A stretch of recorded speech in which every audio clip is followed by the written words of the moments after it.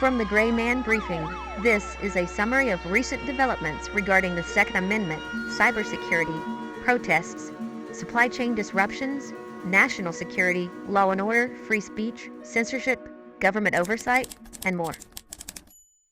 Now, the latest from GrayManBriefing.com. Here's this week's Sword, read out by Super Essie.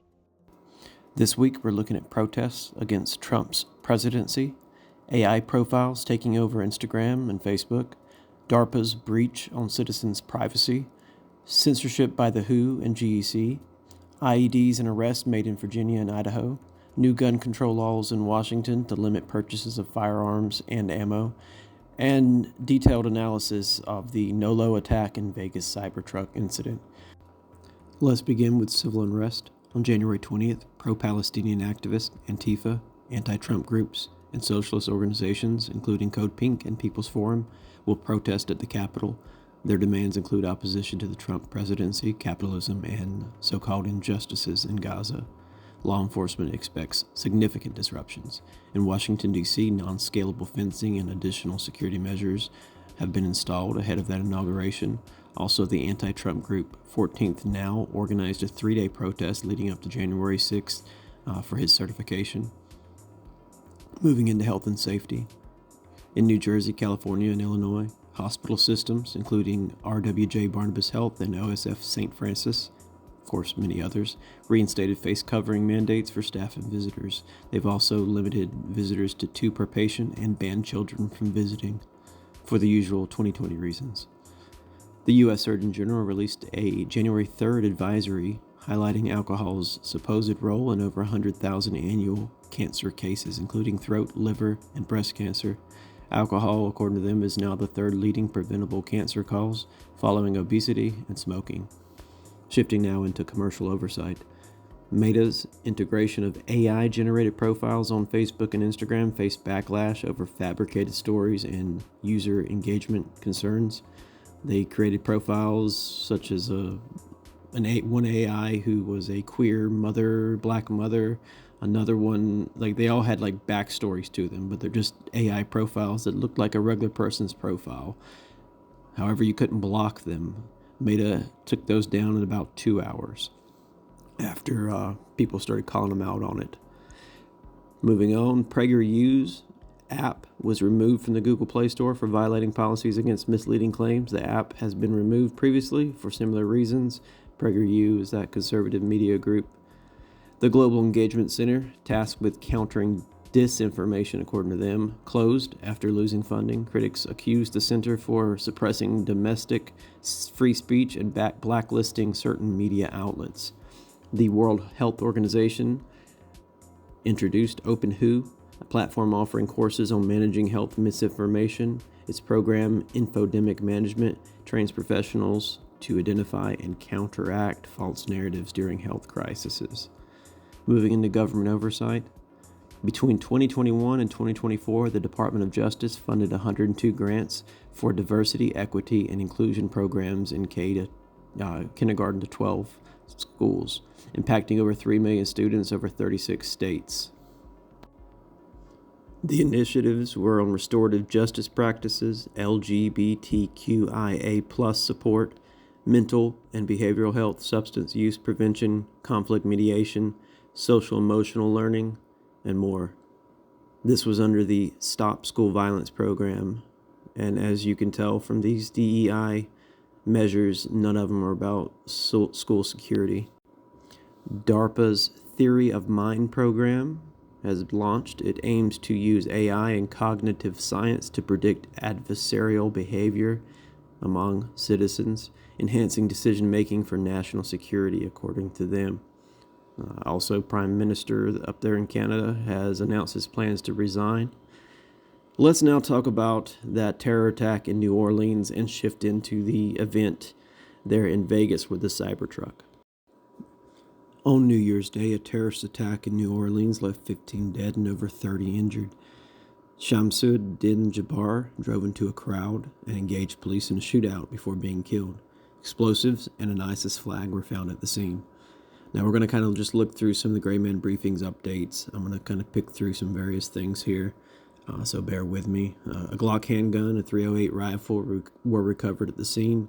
Originally, 4 other suspects were being sought by law enforcement. The governor issued an emergency declaration and activated the National Guard to deploy in cooperation with the New Orleans Police Department following that terrorist attack.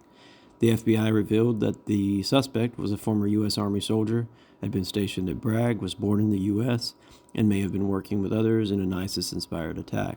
They said the ISIS flag was located on the trailer hitch of the vehicle. Also, they said weapons and potential improvised explosive devices, IEDs, were located in the suspect's vehicle. Separately, the Superdome there, the home of the NFL Saints, was placed on lockdown, and the 2025 Sugar Bowl in New Orleans was postponed. The FBI searched a home related to the suspect in Houston, Texas. Right after that, they allowed the media to traipse through the house where bomb-making materials were located, a Koran which was open to a martyrdom passage, and other unsecure items were left out as the media just walked about the house. Surveillance footage reportedly initially captured video of 3 men and a woman placing multiple supposed IEDs in the French Quarter. Later, updates claimed it was the initial suspect that was spotted on those videos placing the IEDs around in coolers. No one else was believed to be working with the suspect, at least at this time, but there were additional IEDs that were identified, and there were some explosions throughout the French Quarter that LE responded to. One agent was heard yelling, "Fire in the hole," prior to an explosion hours later. Now let's shift into that Cybertruck event. In Las Vegas, a Tesla Cybertruck exploded after parking directly in front of the entrance to the Trump International Hotel. Authorities were at the time determining if the explosion was linked to that ISIS attack in Louisiana. Does not appear to be linked, though there are many similarities, such as both vehicles being rented on the same Turo app, and both individuals being U.S. Army, stationed at the same place and both deploying to Afghanistan. The Cybertruck was occupied by the suspect who was operating the vehicle, which was loaded with commercial fireworks, gasoline tanks, and camping fuel connected to a detonation system. The suspect was found dead with a gunshot wound to the head. The vehicle used, like I said, was rented on the Turo app. Pardon me, I'm just kind of jumping around these updates that the briefing published. So he was a U.S. Army soldier. His name was Matt Livensberger. He was a Green Beret. So here's where it gets a little interesting. The day prior to the explosion there in front of the Trump Tower, or the Trump Hotel, an email was sent to an intelligence officer, Sham Shoemate, who runs a great page there on Instagram as kind of like a whistleblower page for other military folks. He got this email, and basically, now, first of all, you can read the whole email on the GrayMan Briefing. They got it posted there. The email claims that were in the email were sent to Sean Ryan by Sam Shoemate. Sean Ryan is that guy. He's the Navy SEAL, entrepreneur, media personality. He has this massive podcast. So he released a video broadcast on January 3rd where he basically sat down with Sam Shoemate, who originally got that email, and they talked about it. The email asserts that Livensberger had inside knowledge of the drones that's being seen over there in New Jersey, and he was attempting to act as a whistleblower while on the run from federal authorities. Separately, law enforcement said that they got a hold of Livensberger's phone. They released and retrieved notes. I guess this was like an app on the phone that Livensberger supposedly left. He said things like, "Fellow service members, veterans, and all Americans, it's time to wake up. We are being led by weak and feckless leadership who only serve to enrich themselves." In the notes that have been attributed to Livensberger, he listed other grievances and called for his fellow Americans to stop Democrats by any means necessary. Of course, all these claims are from the FBI on notes that they recovered. The email came from private sources that it's now been verified as from the suspect, Livensberger. You really got to dig deep into this thing because it is wild what's happening. Livensberger, he's been on History Channel before, appearing with Tim Kennedy. He's got had a lot of big connections with other military personalities. The whole thing is kind of weird, and if you want to learn more about it and see the notes and the email, sign up for the GrayMan Briefing at GrayManBriefing.com, because I'm just kind of picking through various notes here, and you'll do better if you read it in order that they were written. Moving on. In Virginia, authorities seized 150 homemade explosives from Brad Spafford's property. He's the suspect. He's in custody on these weapon charges, and I believe he's in custody for possession of a short-barreled rifle and not so much the explosives. His neighbor turned him in. He appears to be like a right-leaning conservative, and not sure what the explosives are for, if he was some sort of prepper or not. He has no prior history. This one seems like one of those, well, I'm not going to say what it seems like, but you definitely should look into this one. It was on the Isle of Wight County in Virginia. Moving on, an IED was found on a train car in Payette, Idaho. It halted rail traffic for hours. Brent Shirai was arrested nearby.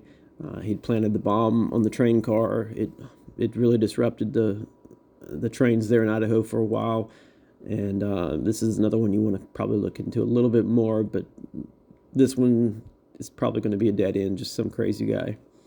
Moving into the Second Amendment, a proposed bill in Washington would limit residents to one firearm and a specific amount of ammunition per month. Critics argue the measure won't impact crime, citing a rise in Seattle homicides from 2016 to 2023.